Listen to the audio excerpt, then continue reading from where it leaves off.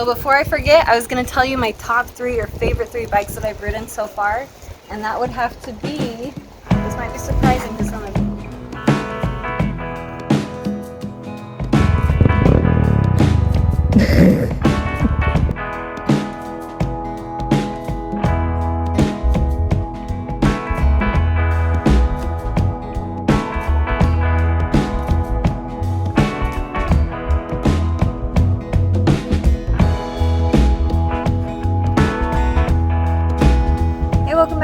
Moto Garage. So we've got all the bikes out here today. We're going to be thinning the herd a little bit. John has some for sale that are going to be leaving us in the next week.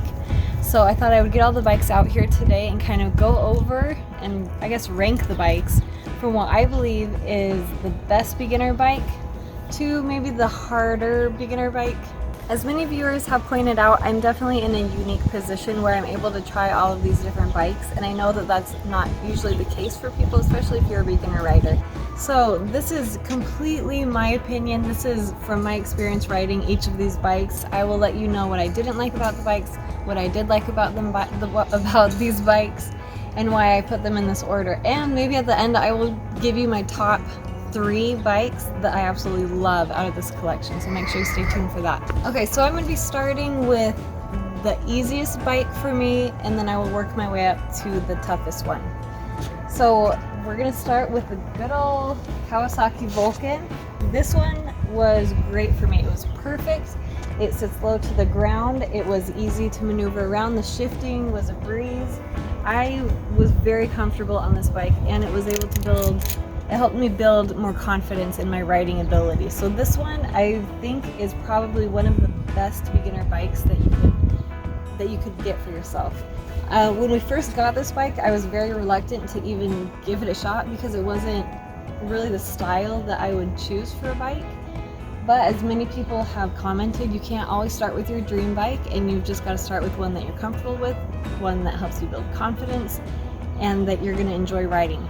The next one up in the lineup is one of the ones that we've had for a while that's been beat up quite a bit, and this is the Drz Supermoto. This one is a blast to ride. It's very easy. You sit up tall, which I actually really like. You're in a very upright position in this bike. The only reason that this one is behind the Vulcan is due to the height of this bike. I'm about 5'5", and it comes up to my hip. The trick with this bike, I'll just show you really fast, when I would come to a stop would be just to have it leaning, and so I could be flat-footed on one side. So it is doable, but that makes it a little tougher for a beginner. The height definitely limits who can ride this bike. Alright, the next one that we have up in the rank, I guess number 3, is the Sportster Iron 883. It's low to the ground. It's easy for me to pick up. So this one, if you've never ridden a Harley, then you probably don't know what I'm talking about, but this one has the classic Harley rumble to it. It shakes while you're riding, and it's loud.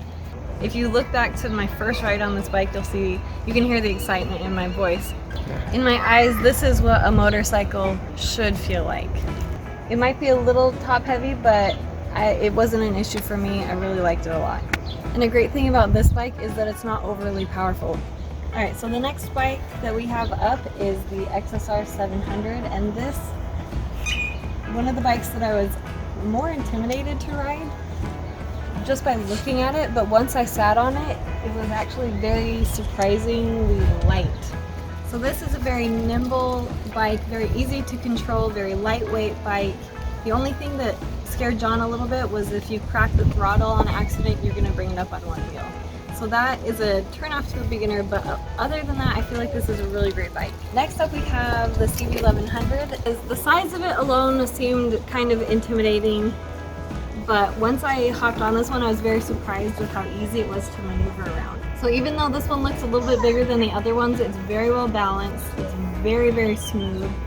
It was the first one that I actually took on a main road, and it was a breeze to do that. So we're going to move on to the Street Rod 750, but before we do that, I have to tell you that the XSR, the CV1100, and the Street Rod were actually kind of tied. They were, I would say, pretty much on the same level for riding. The only one that made this one a little bit different than the other ones was the position. The ergonomics on this one, my knees are a lot higher, which was kind of weird for me starting out, but I can see that it would be something that you could get used to after you've ridden it for a while. The throttle was a little twitchy for me, more so than any of the other bikes that I had ridden. But other than that, it was a fun bike to ride. So we're coming down to the end. This one I can say is one of my all-time favorite bikes for the looks of it, but this one, sadly enough, it was not a great beginner bike for me. I had my heart set on this one, but this Thruxton 900 is one that I have not been able to tame yet. So this bike had a couple things working against me as a beginner.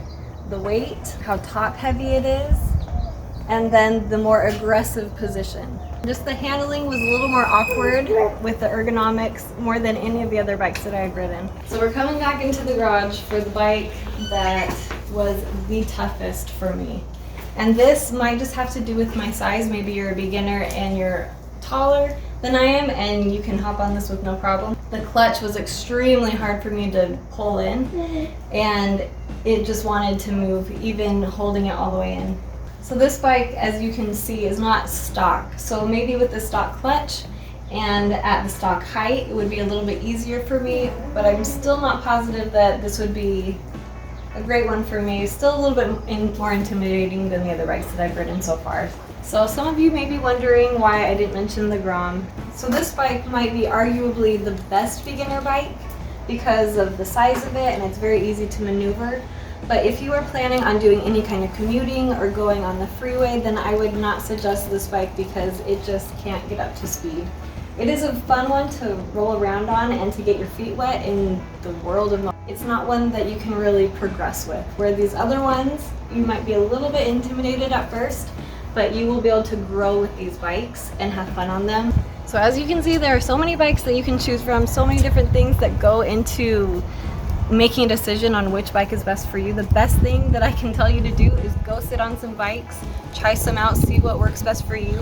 Make sure you get one that isn't intimidating, that's not gonna scare you away from even hopping on it. So before I forget, I was gonna tell you my top 3 or favorite 3 bikes that I've ridden so far, and that would have to be, this might be surprising to some of you, but the XSR. This one I always come back to. This one I have an absolute blast on, and I always want to ride this one. The other one would be the Sportster Iron 883. This one is just a complete blast. I love the feel of it. And last but not least is the good old DRZ. It is very forgiving as a beginner, and it is very versatile.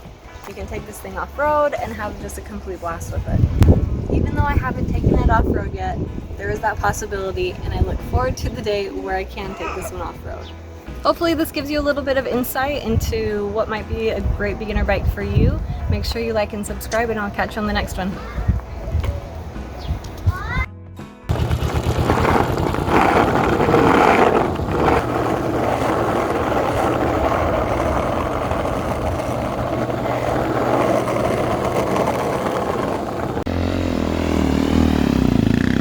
Let's see you do it.